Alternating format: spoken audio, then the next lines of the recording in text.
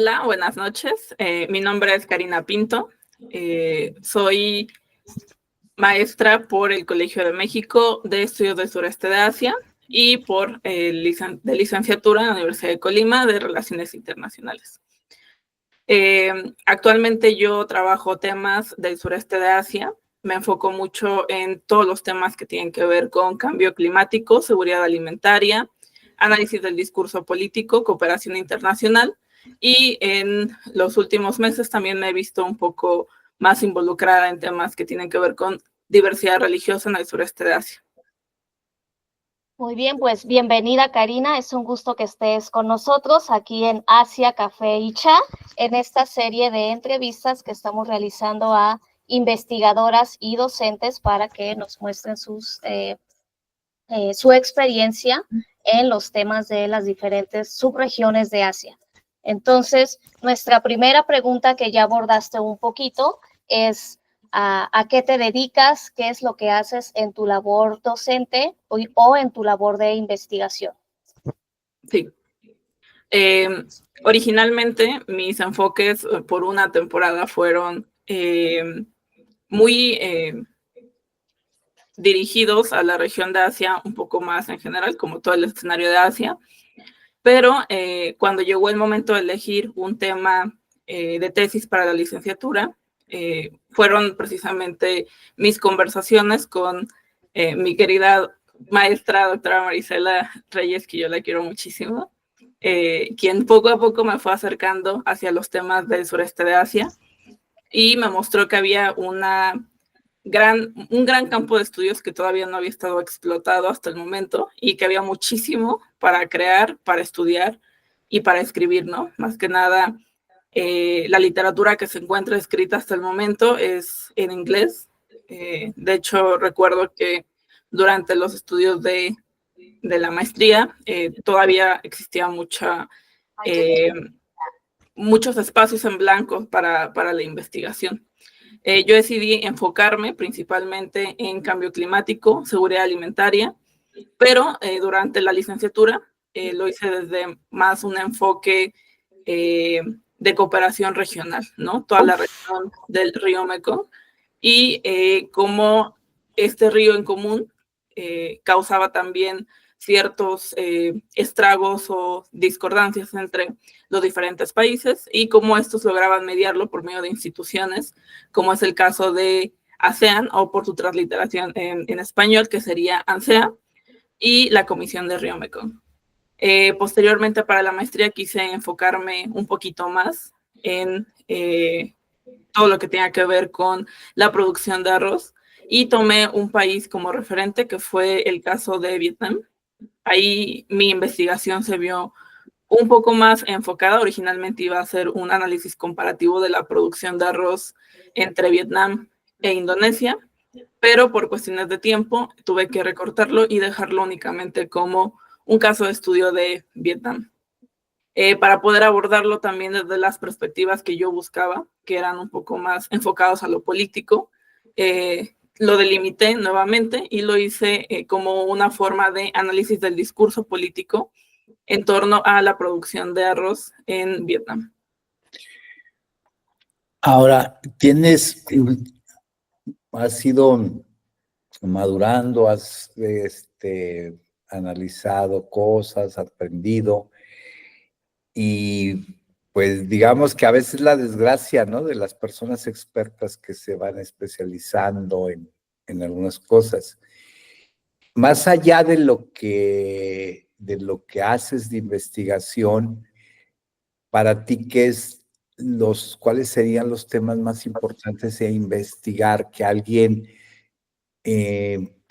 que vaya a empezar a estudiar en la región que tú estudias, qué tendría que estudiar o cuál sería la agenda de investigación? Bueno, creo que siempre cuando se estudia sureste de Asia es muy normal que las personas comiencen por el estudio contemporáneo, por ejemplo, el caso de ASEAN, ¿no?, que hace mucho ruido en lo contemporáneo. Cuando yo entro a la maestría a estudiar sureste de Asia, me doy cuenta que es algo completamente diferente de lo que se busca abordar. Si nos ponemos en aspectos más puritanos con respecto a la investigación, hay muchos académicos que se quieren enfocar muchísimo más en lo histórico, en la consolidación del sureste de Asia como desde otra perspectiva, y obviamente casi siempre se busca estudiar desde lo contemporáneo, ¿no? Creo que sí es muy importante saber y tener un enfoque a qué es lo que queremos abordar. No únicamente como para no perder el tiempo, porque es una región gigantesca, entonces es muy fácil como de repente uno no sabe. Yo quise cambiar mi tema de tesis en la maestría como unas 4 veces, pero sí era como que me decían, no, a ver, enfócate en qué vas a hacer, porque es una región tan rica, tan diversa, tan interesante, tan llena de diversidad religiosa, política, cultural, la cantidad de idiomas que se hablan. O sea, es muy fácil perderte. Pero creo que una forma de entrada para un internacionalista podría ser ASEAN. En cambio, si se quiere llegar desde un enfoque más antropológico, más histórico, que casi no se hace o casi no se impulsa esta forma de estudio, personalmente, a mí me hubiera gustado más acercarme de esa forma, más histórico, más antropológico que político contemporáneo, porque, a ver, ASEAN a final de cuentas, pues sí tiene un trasfondo, pues, que tiene que ver con la Guerra Fría, ¿no? Y que tiene que ver con, pues sí, agendas más contemporáneas. Entonces, para mí, tal vez podría comenzarse por el lado histórico. Muy bien, pues muchas gracias y muy interesante, un abordaje muy enriquecedor.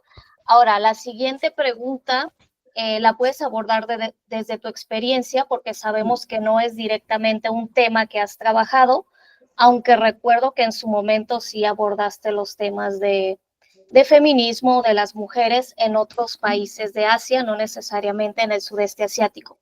En ese sentido, la pregunta es que nos digas brevemente cuál es la situación de la mujer, ya sea en el sudeste asiático. Es una pregunta muy amplia, o que pudieras decirnos de manera breve la situación de las mujeres, por ejemplo, en un país en específico o en ASEAN. Sí. Bueno, como tal, el tema de todo lo que tiene que ver con feminismos, temas de género, lo más cerca que yo llegué a estar fue investigando del lado de investigaciones de la FAO, en donde se explicaba que precisamente las mujeres eran siempre como las más interesadas en preservar la seguridad alimentaria, y que también tenían como una función especial dentro de toda esta gestión de obtener recursos y los alimentos para la familia. Sí hay una correlación directa entre las afectaciones que tiene una mujer del sureste de Asia, especialmente Vietnam, y todo esto que tiene que ver con el cambio climático y los problemas que ha habido últimamente. Ok, esto lo puedo conectar directamente con una de las mejores investigaciones que he leído en mi vida, que tiene que ver con estudios de género de comparativa. Es de mi colega Alejandra González. Ella estudió en la misma área que yo, y tiene una tesis que se llama La personificación del poder político en el sureste asiático, en donde hace una comparativa entre Aung San Suu Kyi, Megawati Sukarnoputri y Corazon Aquino.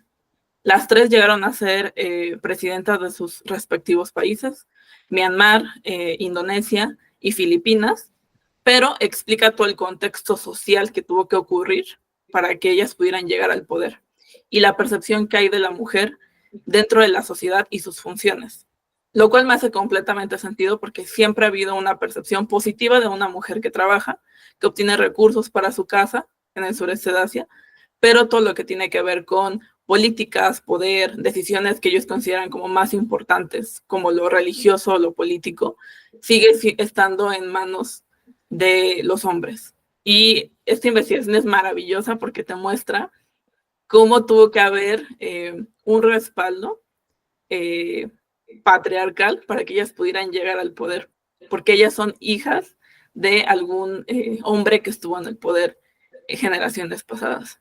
Entonces, definitivamente, creo que si se quiere conocer mejor las condiciones de las mujeres en el sureste de Asia, esa sería una investigación que no podría faltar.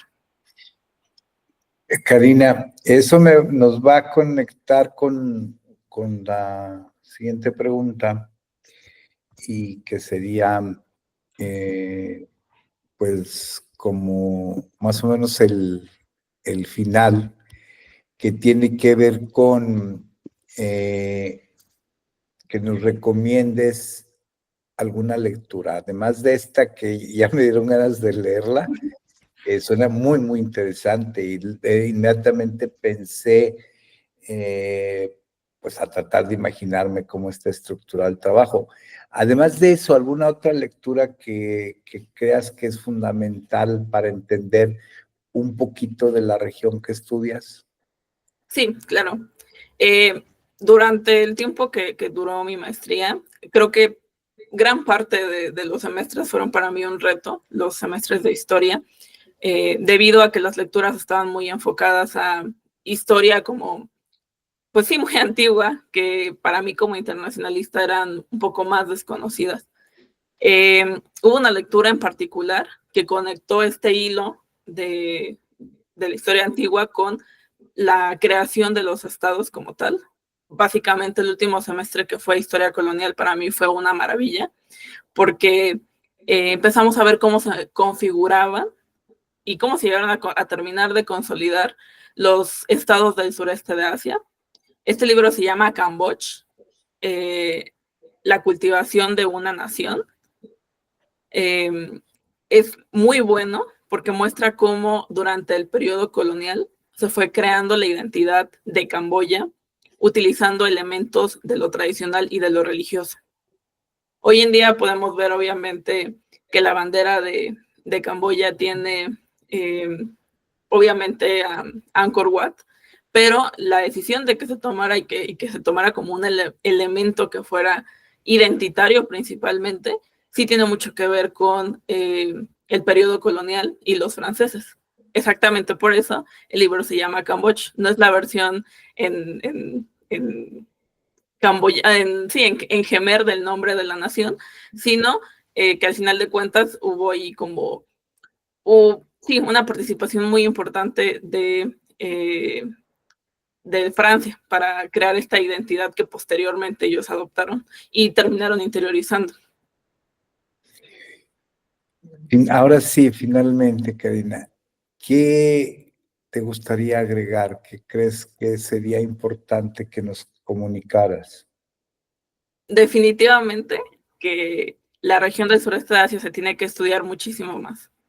O sea, es increíble la cantidad de idiomas, de religiones, de formas de pensar que existen allá, que simplemente pasan desapercibidas, y creo que es una región a la que se le tiene que poner muchísima atención, que las personas tienen que ir y sumergirse, y nace la curiosidad sola. No es necesario como forzarse, porque te das cuenta que están ocurriendo tantas cosas que nadie voltea a ver. Entonces, definitivamente que cualquiera, o sea, aunque sea un documental, una película, no sé, con eso es suficiente para apasionarse o para que despierte como esas ganas de querer saber qué está pasando al otro lado del mundo. Pues, Karina, muchas gracias por aceptar participar, ser cómplice de nuestro proyecto, y pues tenemos más ideas. Estoy seguro que próximamente nos volveremos a ver, y si en algún momento deseas compartir algo con nosotros a través de este medio, pues nos dices, y encantados. Y de nuevo, pues, muchísimas gracias. Muchas gracias. No, muchas Gusto gracias a tenerte ustedes. con nosotros. No, para mí ha sido un gusto mayor, porque a mí siempre me encanta hablar de lo que me apasiona. Y definitivamente para mí el sureste de Asia es algo que voy a seguir toda la vida. Entonces, siempre es un gusto para mí poder compartir. Gracias a ustedes por la invitación. Gracias. Gracias.